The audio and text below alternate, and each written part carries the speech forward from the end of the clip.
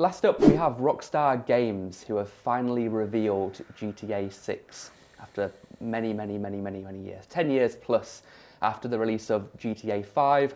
The game's new trailer will be revealed in December, so potentially it will already be out before this podcast. But this is not a gaming podcast, but we talk about major news that happens within that world from time to time, and I think this is the biggest development in gaming in ages, right? Because GTA 5 is the best-selling game of all time, I believe. It was the highest selling entertainment product of all time, I believe.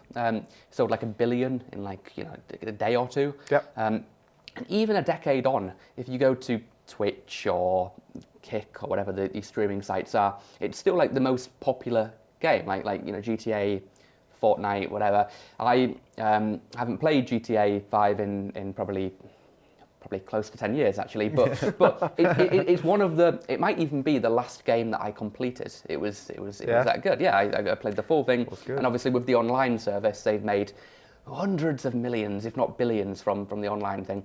The online thing is a little bit weird because you can live a complete life on GTA Online, and I know people who their real life sucks. Like they've got no money, their health is failing, they've got no relationships. But in GTA Online, they are rich. They got a Lambo, they got a great house. So there is a dark side to the addictiveness and how great this game actually is. But not looking at this through a gaming lens, I guess more from like a tech lens. What are your thoughts on GTA 6? Why don't we start with yourself, Nick? Wait and watch. I think GTA was addictive. I played that, I think, many years ago, and I remember I still remember. I must have played GTA for hours at stretch. Yeah. Hours, literal hours. I didn't have kids back then. It was a fairly easy life. And then I went for a movie, and I realized I was actually driving on the road like I would drive in GTA. It just bled through in real life, honestly, and that was like a wake-up call. Yeah. Thought, okay, I have to reduce my number of hours I'm spending on GTA. Stop shooting people on the street. I didn't do that, right? So that was just me. But no, I think from I'm looking at it from a tech lens. GTA technology, even back then, the physics, the locomotives engine, were fairly advanced. They were fairly ahead of the curve back then. Yeah. It felt real. And now I think they've patented a new locomotive technology, if I'm not wrong. Okay. And so what that brings to the gameplay experience, I would definitely want to watch that. And I would love it if they spoke more about the tech they have developed or built to build this amazing game. Yeah. And that's where I would be most interested in. I would particularly love to know if they used any kind of machine learning or Gen AI in the development of this game. Yeah. And that's where my interests now lie, rather than looking forward to playing this game now. Probably will skip this one. Yeah, I mean, I'll play it for the purpose of trying to understand the tech really, and then probably get lost in a rabbit hole, and then a few months later my business has failed. But in GTA 6 Online, I'm a billionaire, so that's the important thing. That's the important thing. Yeah. Let's start planning an intervention now. Honestly. Yeah. Okay. I mean, I'm a massive gamer, so I play video games all the time, still do. It's probably how on my free time, it's probably how I spend the majority of my free time, to be fair. What do you play? So all sorts of stuff I play. At the moment, my obsession is Counter-Strike, but that's because I'm old these days, and that was the OG game. But so like my perspective is like, number one, and I know you said that this is not a game podcast, but I think the hype around this is massive. But it's driven by how commercially successful GTA 5 and GTA Online are. I had a look at, I think Take-Two's the company, their last earning calls. The lifetime revenue from GTA Online was $7.7 billion. Wow. That's the lifetime revenue of this product, right? Of a game, not even a game. Yeah.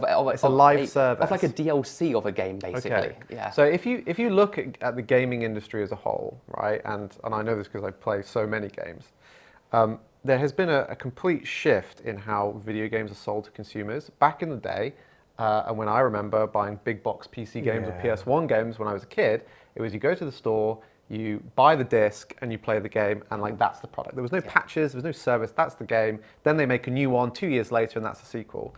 Now, the model is put out a product, make it a SaaS service essentially, sell season passes, freemium, right? Yeah. Sell season passes and drip feed content into it over the lifetime.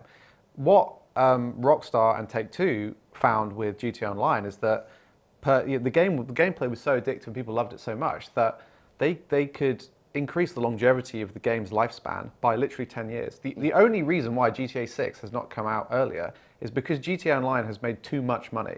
It's been too successful. So and that's why in the past there was a few years gap between the sequels. You're seeing this with every game now. Yeah.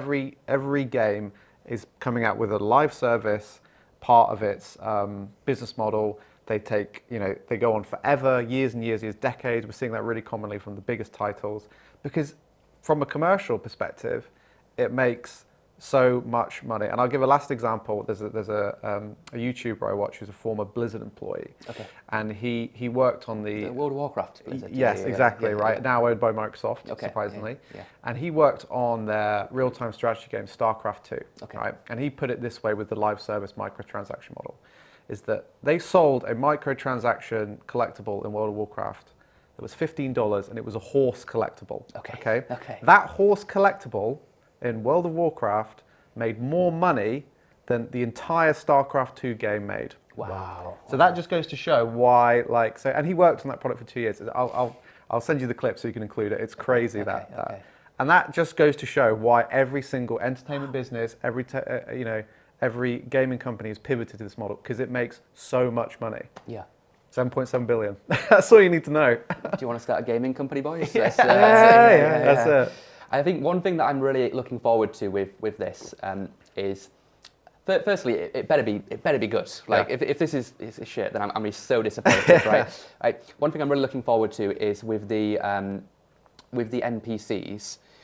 In games in the past, there's not much there. There's like a few lines of dialogue. You talk to them, but now that you have tools like ChatGPT, and like Whisper for like voice and everything, what's that going to mean with the NPCs? Can you actually have a full conversation with them and then there's stuff which isn't coded into the game which can happen just based on your responses? And I mean, there's so much that they could do with AI. I feel like GTA 6, if they nail it properly, could be the first ever game which really uses AI to make it pop. And another avenue, which I don't think they'll do right away, but hopefully later on down the line, is I'd love to see a GTA 6 VR, at some point. The tech is nowhere near as powerful yet to make it. On a Meta Quest 3, you ain't going to run GTA 6. On a Apple Vision Pro, perhaps, maybe. We're getting there. But do you see AI and VR, kind of the last two big hypes, really? Do you see those potentially playing a role with this product? What do you think? It's a matter of time. Yeah. I think it's a matter of time. It's a natural evolution. Yes, but of maybe things. later, iterating. Yeah. I think it's not if, it's when for me, and that will be just dictated a lot by how the evolution of technology really happens. So for me, the short answer is it's a question of when, not if. Now NPCs, look, I haven't been into gaming for about 10 odd years. I only started playing again a couple of months ago, 3 months ago. I'm playing this game called Assassin's Creed. I've always played Assassin's Creed. Yeah. And I'm observing. Which one are you playing? Whatever the latest one was. Where he's now moved on. This game is based in Greece. Yeah. Odyssey, I think. Odyssey. Yeah. The Odyssey they're really so like with Assassin's Creed. It's like every 6 months there's a new one or something, right? So yeah. But even in that gameplay, I'm observing how NPCs have evolved from when I used to remember them. Right. The NPCs are actually engaging more with the main characters, and even though they are not a part of the story, but you can go and have a conversation with them. And NPCs move around, they do stuff in the background that you won't expect them to do. So for me, with a sort of a 10-year gap between games, I can see a massive shift. And I think with Gen AI and AI now becoming more mainstream, I would love to see what happens to NPCs in games like GTA. I think for me, it's a question of when, not if. Yeah. Okay. What's your take? I think I would agree that the question is when, not if. Yeah, I think already some of the premises that AI affords the business world have been experimented with in games. So like if you take the genre of, let's say, roguelite, which is based on the game Rogue, which is all about basically a gameplay loop with randomly generated levels. Okay.